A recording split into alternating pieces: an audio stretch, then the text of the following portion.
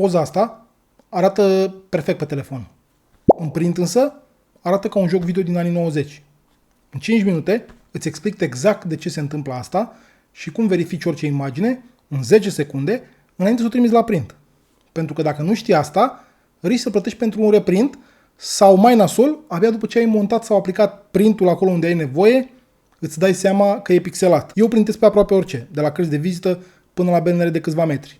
Și cea mai frecventă întrebare pe care o primesc de la clienți e exact asta.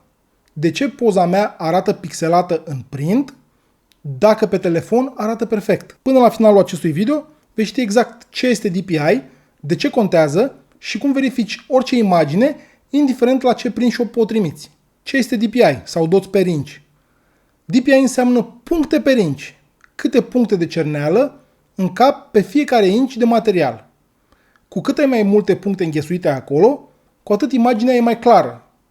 Puține puncte și începi să vezi pătrățelele alea, adică pixelii. Poza ta, făcută cu telefonul, are un număr fix de pixel, să zicem 3000 pe 4000. Când o trimiți la print, imprimanta întinde exact aceiași pixel pe suprafața fizică, pe un tricou, pe un banner sau pe un flyer. Cu cât întinzi mai mult acești pixeli pe o suprafață mai mare, cu atât se văd mai rar. Deci pixelația nu e vina imprimantei, e matematică simplă. Câți pixeli ai împărțiți la cât de mare vrei să printezi. Ecranul telefonului tău are vreo 400-500 de puncte per inch și îl ții la 20-30 cm de ochi. Pe când un banner, de exemplu, se vede de la 5, 10, chiar 20 de metri distanță. La distanța aia, ochiul nu mai distinge detaliile fine.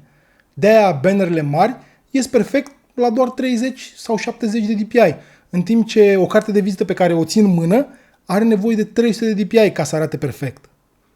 Regula e simplă. Cu cât te uiți mai de aproape, cu atât ai nevoie de mai mulți pixeli înghesuiți pe print. Și chiar aici pierd majoritatea clienților bani. Trimit o poză descărcată de pe Pinterest sau Google, se gândesc că arată bine, deci este ok, și abia la ridicarea printului află că nu se poate printa mai mare. Uite regula fără calcule complicate.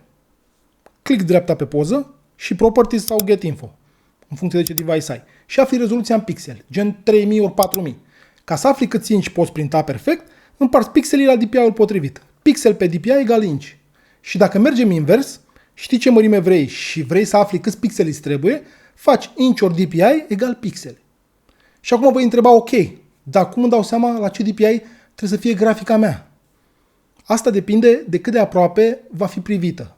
Pentru orice ții în mână sau e privit de la distanță mică, cărți de vizită, flyere, tricouri, ambalaje, folosești 300 de DPI. Exemplu, 3000 de pixeli împărțit la 300 egal 10 inch, adică vreo 25 de centimetri lățime maximă la calitatea cea mai bună. Pentru materiale mari, privite de la distanță, bannere, panouri, afișe outdoor, poți printa la 75-150 de DPI și tot arată bine, pentru că ochiul nu mai prinde detaliile fine de la câțiva metri distanță.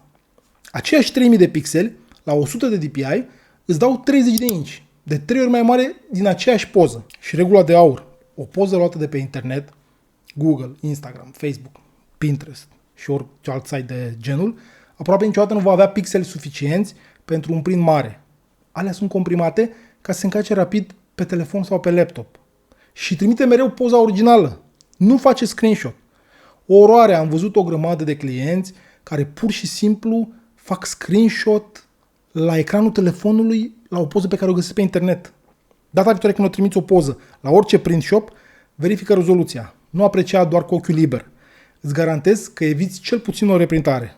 Acestea fiind spuse, like, share, subscribe, clonțopel, monțopel și mai departe știi tu.